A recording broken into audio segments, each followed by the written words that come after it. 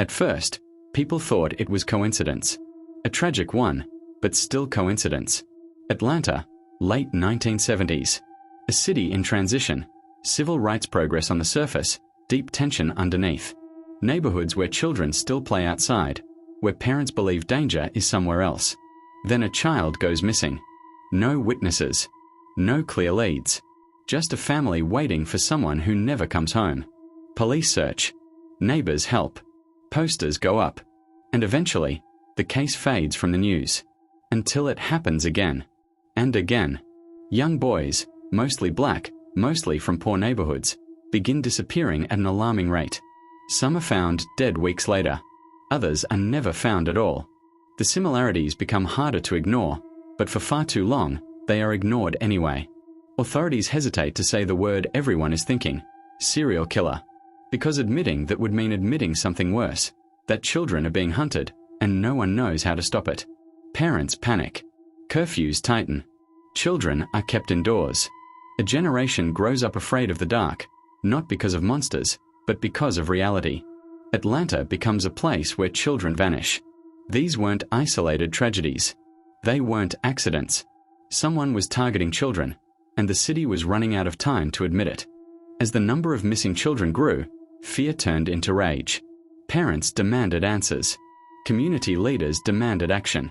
Police, under intense pressure, scrambled to regain control of something already spiraling. Task forces formed. Hotlines opened. Tips poured in. Too many tips. The investigation became chaotic. Leads pointed everywhere and nowhere. Rumors spread faster than facts. Innocent people were accused. Vigilante fear crept into neighborhoods already on edge. And beneath everything was race. Most victims were black children. Many families believed the cases weren't being taken seriously enough, that if this were happening in wealthier white neighborhoods, the response would be different. Whether true or not, the belief deepened mistrust, and mistrust poisoned cooperation. Meanwhile, the disappearances shifted. Older victims. Different locations. A change that suggested awareness. Someone watching police movements and adapting to survive. Profilers began to argue the killer might be local. Someone who understood the neighborhoods. Someone who could approach children without alarming them. Not a stranger in the shadows, a familiar face. That possibility terrified parents most, because it meant the danger wasn't outside the community. It was inside it. And as pressure mounted, the question quietly changed from asterisk what is happening asterisk to asterisk who can we make this stop with? Asterisk. The moment that changed everything happened in the middle of the night. Officers were positioned along bridges and rivers, watching silently, hoping for anything that could break the case open.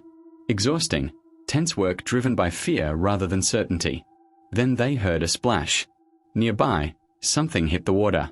When officers searched, they didn't find a body, but they did find a man close by who couldn't clearly explain what he was doing there at that hour. From that moment, the investigation narrowed fast, maybe too fast. Detectives dug into his background. Inconsistent statements, odd behavior, a career ambition tied to working with children and young people.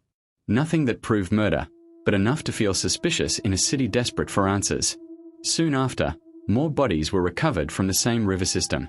To the public, the connection felt obvious. Headlines formed a narrative before any trial began. Fear finally had a face. But not everyone felt relief. Some families welcomed a suspect. Others felt uneasy, questioning whether evidence truly connected all the cases. Different causes of death. Different victim profiles. Different circumstances. Yet they were being grouped under one explanation. The man was arrested, charged, and presented as the solution to Atlanta's nightmare. For some, fear began to fade.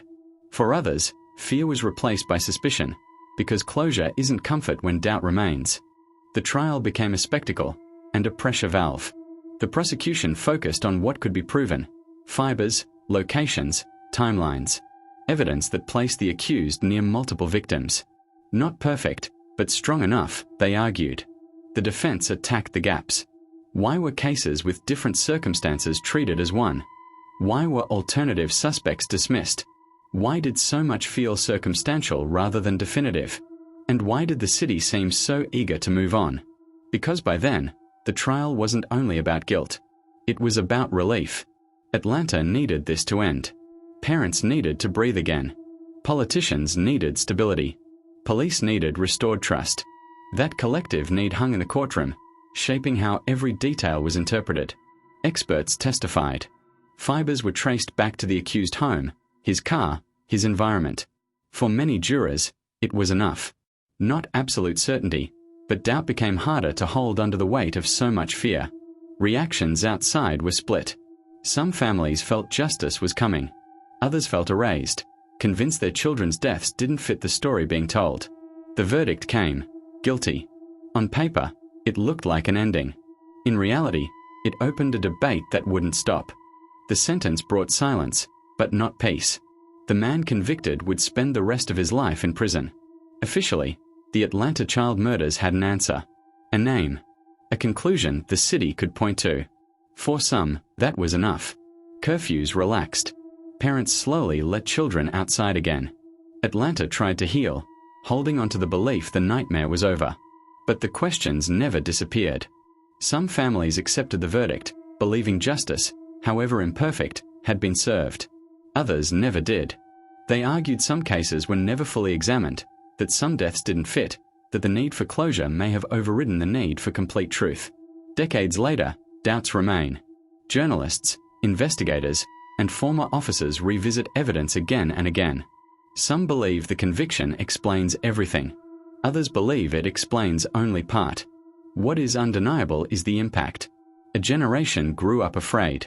A city learned how quickly trust can dissolve.